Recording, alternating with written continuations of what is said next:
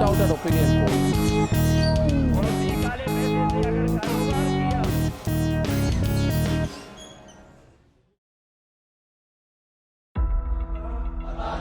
ಭಯೋತ್ಪಾದನೆ ಗೋಹತ್ಯೆ ಲವ್ ಜಿಹಾದ್ ಮತ್ತು ಲ್ಯಾಂಡ್ ಜಿಹಾದ್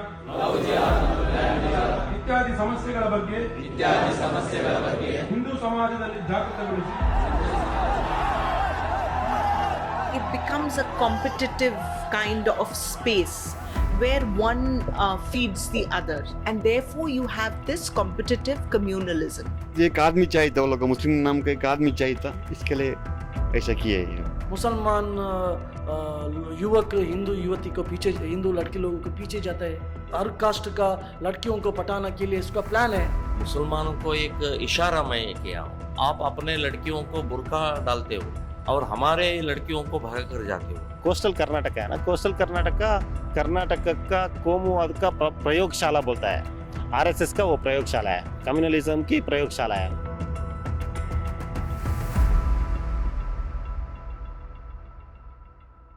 28 जुलाई 2022 को मैंगलोर के सूरतकल इलाके में मोहम्मद फाजिल की दिन दहाड़े हत्या कर दी गई। फाजिल ने एमबीए किया था, वह फायर सेफ्टी का काम करता था और अच्छे भविष्य की उम्मीद से विदेश जाना चाहता था। सूरतकल मैंगलोर शहर के बाहरी छोर पर स्थित है। इस घटना के 2 दिन पहले 26 जुलाई को दक्षिण कन्नड़ा जिले में स्थित बेल्लारे गांव में एक युवा भाजपा कार्यकर्ता की हत्या हुई थी, जिसका नाम था प्रवीण नेट्टारू। सूरतकल और बेल्लारे के बीच में लगभग 90 किलोमीटर की दूरी है। दोनों मृतकों का आपस में कोई संबंध नहीं था, कोई जान पहचान नहीं थी। दोनों घटनाओं को अंजाम देने वाले भी आपस में किसी तरह से जुड़े हुए नहीं थे, लेकिन फिर भी इन दोनों हत्याओं का एक सूत्र आपस में जुड़ता था। फाजिल की हत्या प्रवीण की हत्या का बदला लेने के लिए की गई थी। हत्यारे हिंदू जागरण वेदिके से संबंधित थे। ಈ ಪ್ರವೀಣ್ ನೆಟ್ಟಾರ್ನ ಹತ್ಯೆಯಲ್ಲಿ ಯಾರು ಮುಸಲ್ಮಾನ್ ಜಿಹಾದಿಗಳಿದ್ದಾರೆ ಅವರಿಗೆ ಉತ್ತರವನ್ನು ಕೊಡಬೇಕು ಎಂಬ ಕಾರಣಕ್ಕೋಸ್ಕರ ಸುರತ್ಕಲ್ನಲ್ಲಿದ್ದಂತ ಬಿಸಿ ನೆತ್ತರ್ನ ಯುವಕರು ಯಾರು ಇಲ್ಲದ ಸಮಯದಲ್ಲ, ಇಡೀ ಮಾರ್ಕೆಟ್ ಅಲ್ಲಿ ಇದ್ದಂತ ಜನ ಎದುರೇ ನುಗ್ಗಿ ಅವನಿಗೆ ಹೊಡೆದು ಆ ಪ್ರವೀಣ್ ನೆಟ್ಟಾರ್ನ ಹತ್ಯೆಗೆ ಪ್ರತಿಕಾರವನ್ನು ನೀಡ್ತಾರಲ್ವಾ, ಇದು ಹಿಂದೂ ಯುವಕರ ತಾಕತ್ತು। यह कोस्टल कर्नाटका का इलाका है, मंगलूर, उडुपी और दक्षिण कन्नड़ा जिले का इलाका। यह पूरा इलाका एक तरह के कॉम्पिटिटिव कम्युनलिज्म की चपेट में है। यहाँ पर सड़क पर गिरे हुए आदमी को भी उठाने से पहले उसका धर्म तय कर लिया जाता है। मोहम्मद फाजिल की हत्या जिन युवकों ने की, उनका प्रवीण नेट्टार से कोई संबंध नहीं था, लेकिन फिर भी एक हत्या का हिसाब बराबर करने के लिए उन्होंने दूसरी हत्या कर दी।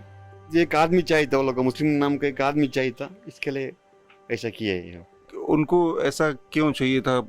उससे पहले क्या वाकया हुआ था? उसके 2 दिन पहले एक नेट्टर बोली कि उधर एक मर्डर हो गया था, प्रवीण बोल की। प्रवीण नेट्टर? हाँ, प्रवीण नेट्टर। तो क्या बात को हो गया बोल के हम लोग मालूम नहीं। उसके बाद में एक वो लोग हिंदू गए, एक मुस्लिम जाने का बोले कि वो लोग बस याद देता, इरा देता। अच्छा, जबकि प्रवीण से कोई कभी रिलेशन कोई कुछ नहीं? उसको संबंध नहीं, वो बहुत दूर हो गया, उसको वो मुंह भी देखा नहीं।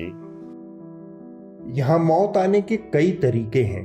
मसलन 42 साल के अब्दुल जलील को लीजिए, इनकी हत्या आपको अंदर से हिला सकती है।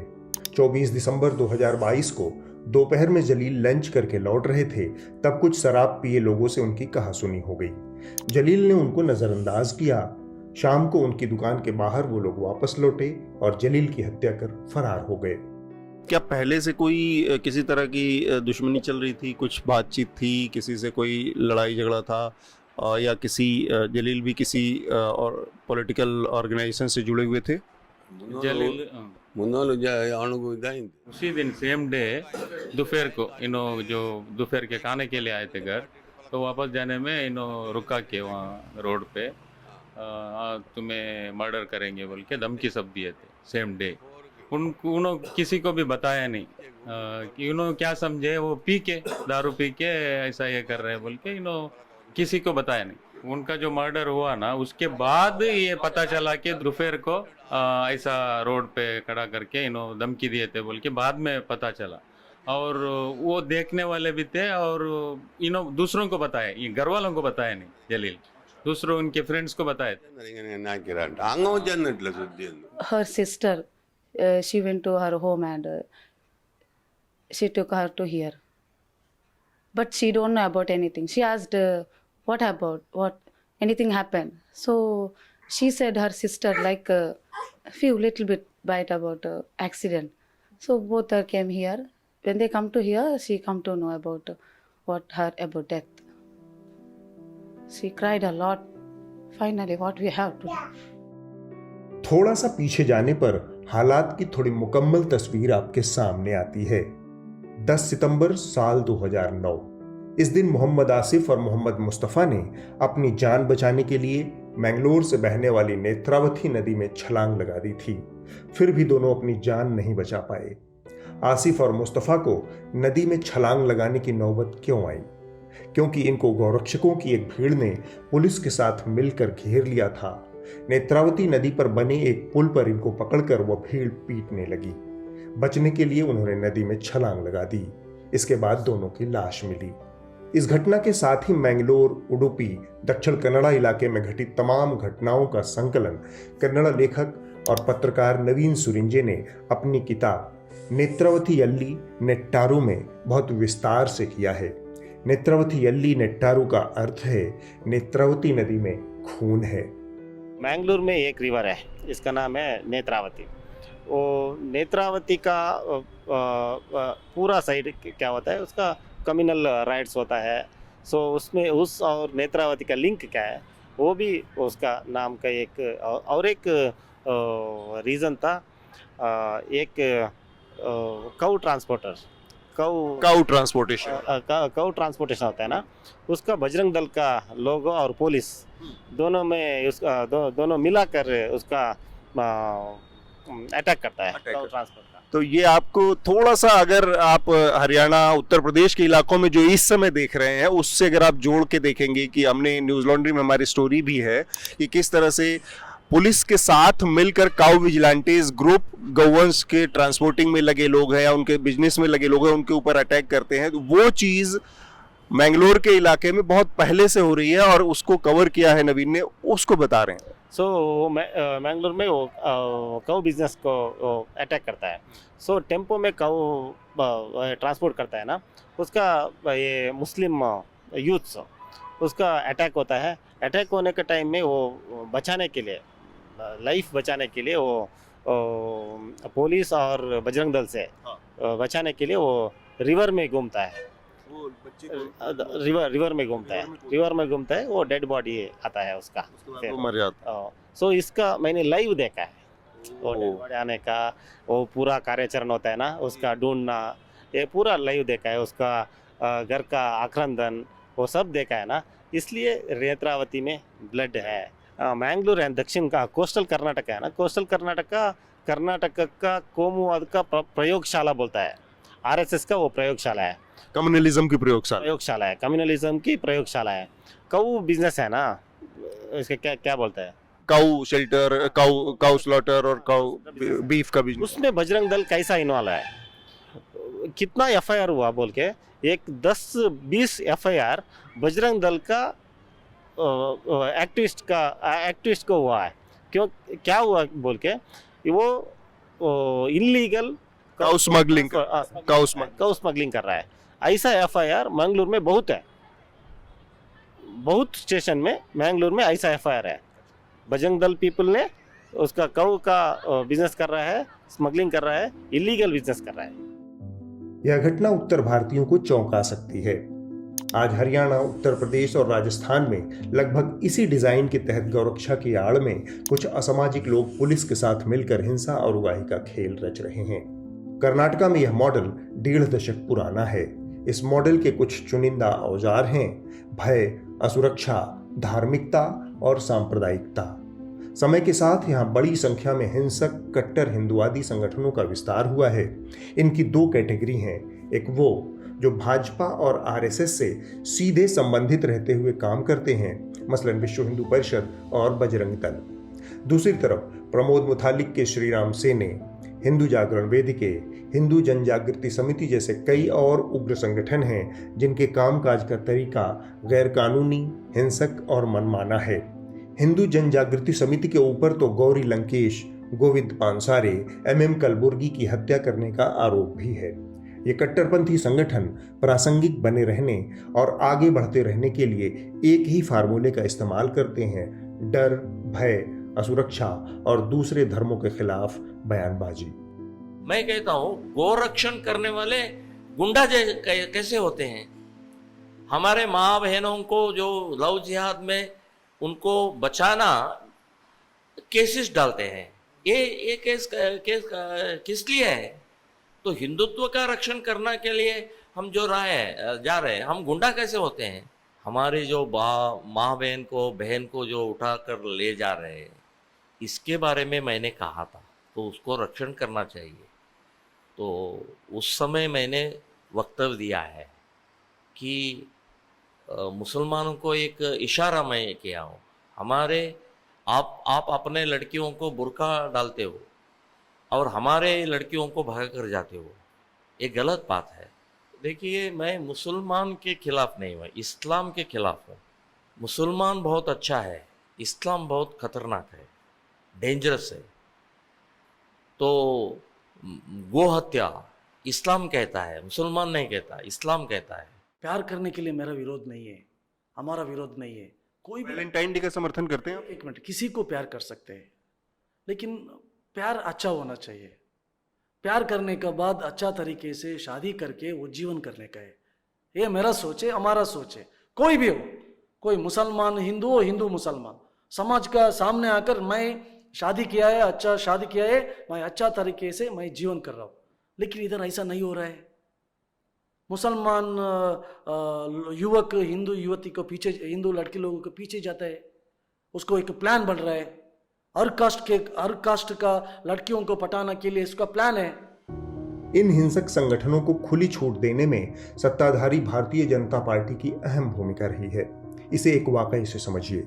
साल 2019 से 2023 के बीच येदियुरप्पा और बासवराज बोम्मई के नेतृत्व वाली भाजपा सरकार ने कुल 7 ऑर्डर पास किए। इसके तहत राज्य में दर्ज कुल 385 आपराधिक मामलों को वापस ले लिया गया और कानूनी कार्रवाई रोक दी गई। इन 385 मामलों में से 182 मामले हेट स्पीच, हिंसा, मोरल पुलिसिंग, गौरक्षा और सांप्रदायिक हिंसा के थे।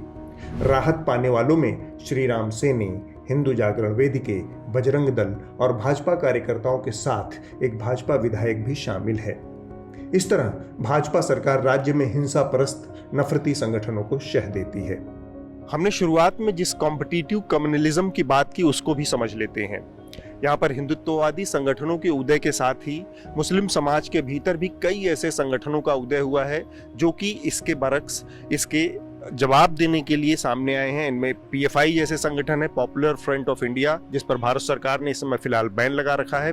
इसकी राजनीतिक शाखा है SDPI, वो फिलहाल काम कर रही है। आज के तौर से देखें, देन बाहर से आप आओगे एंड यू विल से कि यहाँ पे डिफरेंस क्या है हिंदू मुस्लिम टेंशन का from the rest of the country. तो एक आपको दिखेगा कि द मुस्लिम इन दक्षिण Kannada Udupi is not the poor, thoroughly marginalized Muslim. So you will see they are very visible. They are in business. They are doing well. Their children are coming into schools and colleges and excelling. And so you'll see them everywhere in the theater halls, in the ice cream parlors. So they're part of public life. They have the money, so they are visible. Not that all, but there is a large section that has the money. So therefore, you will see them buying flats, land in parts of the city, putting up commercial complexes, etc.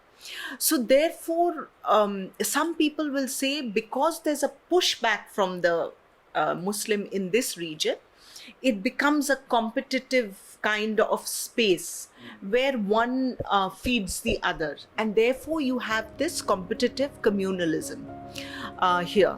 हालांकि नवीन सुरिंजे हिंदुवादी कट्टर संगठनों और मुस्लिम संगठनों की गतिविधियों में एक अंतर बताते हैं। पीएफआई के बारे में हमें प्रूफ नहीं है, कोई प्रूफ नहीं है।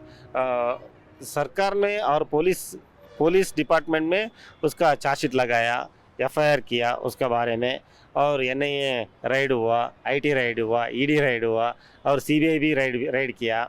सो ऐसा किया है। सो उसमें एक पॉलिटिक्स भी है, सब जानते हैं उसके एक पॉलिटिक्स भी है।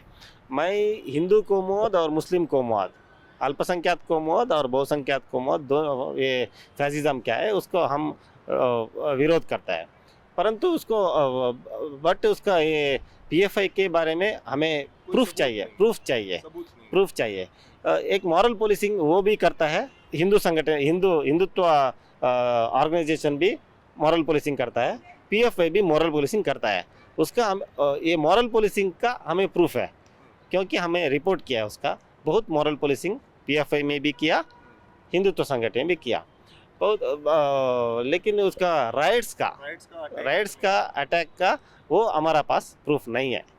अभी तक मंगलूर में कोई राइट्स पीएफआई ने स्टार्ट किया ऐसा हमें नहीं पता है, पर मॉरल पुलिसिंग का दोनों भी करता है, वो भी हमारा पास प्रूफ है, वो घटना है। प्रमोद मुथालिक स्वयं लंबे समय तक आरएसएस के सदस्य रह चुके हैं। उन्होंने 2005 में श्री राम सेने का गठन किया था। वो और उनका संगठन पहली बार साल 2009 में सुर्खियों में आया। उस वर्ष मैंगलोर के एक पब में दिन दहाड़े श्री राम सेने के कार्यकर्ताओं ने घुसकर लड़कियों और युवाओं को पीटा, पब में तोड़फोड़ की। इस घटना के बारे में अब मुथालिक बात भी नहीं करना चाहते। जो पब का घटना हुआ, 8 कंप्लेंट्स है, 8 कंप्लेंट वहाँ के लोग दिए हैं। यहाँ सेक्स चल रहा है, यहाँ ड्रग चल रहा है, यहाँ हमारे लोगों को तकलीफ हो रहा है। 8 कंप्लेंट हो गया है, फिर भी कुछ काम नहीं किया। तो वहाँ के करप्ट जो पुलिस स्टेशन था उसको बता कर वो थक गए। बाद में हमको वो बताया वहाँ जरा गुस्से में कुछ गलत हो गया, मैं उसके बारे में माफी मांग चुका हूँ। विद्या इसका एक और पहलू सामने रखती हैं। उनके मुताबिक ऊपर से ये संगठन खुद को आरएसएस और भाजपा से अलग अलग दिखाते हैं ताकि मौका पड़ने पर किसी घटना से खुद को अलग किया जा सके। लेकिन हमने पाया है कि इनके कार्यकर्ता सारे वही हैं जो बजरंग दल में हैं, वही विश्व हिंदू परिषद में भी और वही श्री राम सेने में भी शामिल हैं। अभी जैसे पब अटैक में 2009 में there was an attack on girls and boys who were in the pub in the afternoon, beer पी रहे थे पब में एक सैटरडे आफ्टरनून। उसमें एक्चुअली बजरंग दल के लोग ही थे, फिर उनके काफी लोग नहीं थे। तो उसमें से एक person, this person called Subhash Patel, he was part of the Bajrang Dal and he was mixing with the Shri Ram Sene. तो उसने श्री राम सेने के अपने लोगों को फोन किया, इसे because he needed more reinforcements. Dual membership का मामला। Yes, so he brought the Shri Ram Sene on board, and at that time it was BJP का सरकार। तो BJP wanted to create some distance from this thing. The law has to take its course। थोड़ा सा हंगामा, हमने भी बहुत shout किया, बहुत प्रेशर लगाया।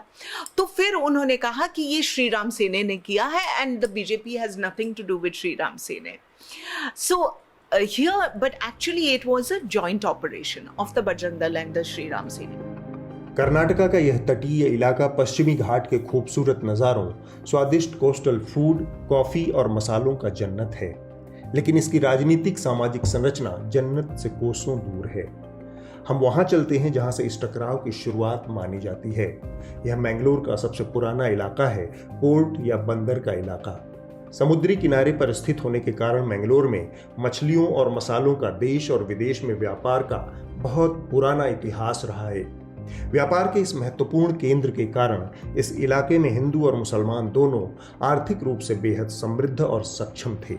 लेकिन व्यापार में एक महीन बंटवारे की अदृश्य रेखा खिंची हुई थी। देश के अंदरूनी व्यापार पर जहां हिंदुओं का प्रभुत्व था, वहीं विदेशों से होने वाले व्यापार और मछलियों के व्यापार में मुसलमान प्रभावी थे, क्योंकि उनमें से बहुतेरे समुद्र के रास्ते व्यापार के लिए हिंदुस्तान आए थे। यानी परंपरागत रूप से यहाँ के मुसलमान आर्थिक, सामाजिक और शैक्षिक रूप से सक्षम और प्रभावशाली थे। दूसरी तरफ शेट्टी, रॉय और सारस्वत गौड़ ब्राह्मणों की हिंदू जातियां थीं जिनका व्यापार पर प्रभुत्व था। There is a history where the RSS worked very hard. They weren't always I mean, it's not that they were popular from the beginning. मगर बहुत सारा काम किया गया and a calibrated attempt at getting their footprint larger and larger. Till now, I think they are very much, I think most Hindus here go along with their line of thinking. It has become so ingrained. In the beginning, as I said, it was mostly Brahmins and the Konkanas who were affiliated with the Jan Sangh and the BJP and definitely the Sangh Parivar. मगर अभी हम जो देखते हैं, most OBC classes are with them. और उसके साथ साथ काफ़ी सारे दलित whether young or not so young are also with the BJP and इसमें BJP ने काफ़ी काम किया कि वो neighborhoods में गए, mobilize किए, बात किए, sitting in people's angans, they would call the rest of the village and they would have talks. Then they would make a local person their secretary, mostly from the OBC community, so he feels a little important. So there has been a very calculated attempt at seeing that you have saffronized the region. उपलब्ध जानकारी के मुताबिक इस इलाके में 1930 के बाद से ही संघ ने अपना कामकाज शुरू कर दिया था, लेकिन लंबे समय तक यहाँ के लोग उन्हें गंभीरता से नहीं लेते थे। इस इलाके में सांप्रदायिकता और हिंदू मुसलमानों का बंटवारा बड़े पैमाने पर 70 के दशक में देखा गया। हिंदू और मुसलमानों की जो व्यावसायिक प्रतिस्पर्धा बंदर के इलाके में चल रही थी, वह अब एक नए आयाम पर पहुंच गई। 70 के दशक में अरब देशों में पेट्रोलियम का पैसा बढ़ा तो इस इलाके के मुसलमान बड़ी संख्या में गल्फ देशों में जाने लगे। इससे उनकी आर्थिक ताकत और बढ़ी, वो ज़मीनें खरीदने लगे, उनकी संपत्तियां बढ़ने लगी। इससे हिंदू व्यापारियों में पिछड़ने का भाव बढ़ने लगा। लिहाजा उन्होंने इन हिंदूवादी संगठनों को पीछे से मदद करना शुरू किया। कह सकते हैं कि 70 का दशक हिंदूवादी संगठनों के लिए खाद पानी लेकर आया, जब हिंदू व्यवसायी जातियों ने उन्हें समर्थन देना शुरू किया। तब तो because you are competitors in trade, you fueled the people who can be your muscle men on the ground and can give a pushback to Muslim traders. साथ ही साथ I think RSS और VHP ने calculate करके मठाधीश जो हैं उनके साथ उनको क्लोजर रख के उनके साथ बड़े बड़े गैदरिंग्स ऑर्गेनाइज किए और उसमें गोरक्षा की बात सब बहुत ही अर्ली आर्टिकुलेट करने लगे। तो there has been a deliberate attempt at injecting Hindutva into the Hindu population here और एंड दिस इसने रंग लाई। 70 के दशक के आसपास ही एक और घटना घटी जिसने गौर, सारस्वत और सवर्ण हिंदुओं के मन में असुरक्षा पैदा की। इसके बाद वो तेजी से हिंदूवादी संगठनों की तरफ झुकने लगे। यह 1974 का साल था जब यहाँ पर लैंड रिफॉर्म्स एक्ट पास हुआ। इसे कर्नाटका लैंड रिफॉर्म्स संशोधन एक्ट 1974 के नाम से जाना जाता है। इसके तहत हिंदुओं की पिछड़ी और दलित जातियों को उन जमीनों का अधिकार मिलने का रास्ता साफ हुआ जिस पर वो पीढ़ियों से खेती करते आ रहे थे। एक तरफ मुसलमान गल्फ के पेट्रो डॉलर से समृद्ध हो रहे थे, दूसरी तरफ पिछड़ी और दलित जातियों को जमीनों का अधिकार मिल रहा था। इससे शेट्टी, रॉय और गौड़ सारस्वत जैसे परंपरागत सवर्ण जातियों के अंदर असुरक्षा बढ़ी और उन्होंने कट्टर हिंदू संगठनों को हाथों हाथ लेना शुरू किया। पोर्ट और ओल्ड पोर्ट में क्या होता है, इंटरनेशनल कार्गो, इंटरनेशनल शिपिंग होता है। ओल्ड पोर्ट में मैंगलोर और इंटर स्टेट का ये बंटवारा क्या है, व्यवहार क्या है, व्यापार क्या है, वो होता है। सो ओल्ड पोर्ट में आप एरियल शॉट में देख लिया तो वहाँ एक डिवाइड आपको समझता है। अच्छा, वो कैसे डिवाइड समझ में आता है? सो एक साइड में मुस्लिम का सब दुकान है और एक साइड में जीएसपी का है। जीएसपी मीन्स गौड़ सारस्वत ब्राह्मण का है और एक साइड में। सो आप मुस्लिम को टारगेट किया तो आपको लाभ क्या है, गौड़ सारस्वत ब्राह्मण को लाभ होता है। इसलिए वहाँ से जनसंघ प्रारंभ हुआ, वहाँ से आरएसएस का बूस्ट हुआ वहाँ से। यह जानकर बहुत से लोगों को आश्चर्य होगा कि जिस अयोध्या आंदोलन की शुरुआत 1989 में भाजपा और आरएसएस ने की थी, उसका पहला निर्णय 1985 में इसी इलाके के उडुपी जिले में हुई आरएसएस की एक धर्म संसद में किया गया था।